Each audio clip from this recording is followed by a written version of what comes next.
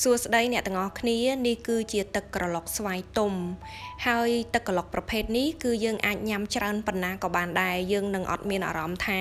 យើងញ៉ាំទៅវានឹងលើសជាតិស្ករឬមួយធ្វើឲ្យយើងធាត់នោះទេចាអញ្ចឹងសម្រាប់អ្នកដែលគាត់ចូលចិត្តញ៉ាំទឹកក្រឡុកផ្លែឈើគឺគាត់អាចសប្បាយចិត្តបានហើយគ្រឿងផ្សំវិញមានដូចជាស្វាយទុំ300ក្រាមទឹកឃ្មុំ60ក្រាមហើយនិងយ៉ាអ៊ូរសជាតិដើម120ក្រាមរបៀបធ្វើគឺងាយមែនតែនជាដំបូងគឺបងប្អូនចាំបាច់ត្រូវយកយ៉ាអ៊ូមកចាក់ចូលទៅក្នុងម៉ាស៊ីនទឹកក្រឡុកហ្នឹងមុនគេប្រសិនបើបងប្អូនរកទិញយ៉ាអ៊ូរសជាតិដើមនេះអត់បានទេបងប្អូនអាចប្រើប្រភេទយ៉ាអ៊ូធម្មតាក៏បានដែរតែខ្ញុំសូមបញ្ជាក់ថាទឹកក្រឡុកស្វាយគឺត្រូវបំផុតជាមួយនឹងយ៉ាអ៊ូរសជាតិដើមឬយើងហៅថា Greek yogurt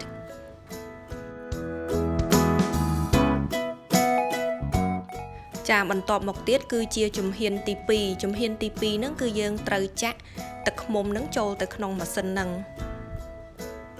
អញ្ចឹងបានន័យថាយើងអត់មានត្រូវប្រើស្ករសឬមួយក៏ទឹកស្ករអីផ្សេងទៀតទេគឺមានតែទឹកឃ្មុំមួយមុខគត់ហើយទឹកឃ្មុំជាមួយនឹងយ៉ាអ៊ូជាមួយនឹងស្វាយគឺរសជាតិវាគឺឆ្ងាញ់មែនតែនគឺត្រូវគ្នាខ្លាំងណាស់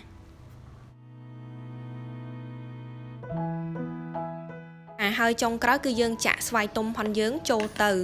ហើយចំពោះក្រូចឆ្មាមួយចំណិតនោះយើងអាចប្រើក៏បានមិនប្រើក៏បានប្រសិនបើយើងចង់មានរសជាតិបែបជូរអែមយើងថែមក្រូចឆ្មាហ្នឹងបន្តិចទៅចារួចហើយគឺយើងចុចក្លុក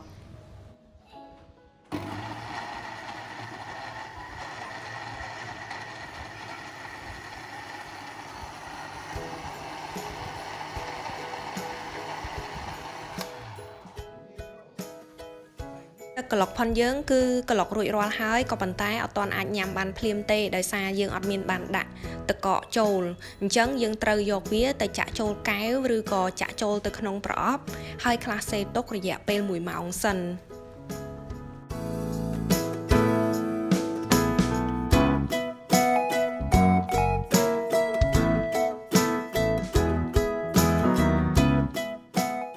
បន្ទាប់ពីយកវាទៅក្លាសេ1ម៉ោងរួចមកគឺយើងអាចញ៉ាំបានហើយទឹកក្រឡុកនេះគឺមានរសជាតិផ្អែមល្មមឆ្ងាញ់តែម្ដង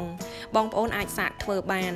ចាហើយសូមអរគុណចំពោះការមើលវីដេអូមួយនេះប្រសិនបើមានយោបល់អីអាច comment នៅខាងក្រោមបានហើយសូមជួយ share like និង subscribe ផងដើម្បីទទួលបាននៅវីដេអូបន្តទៀត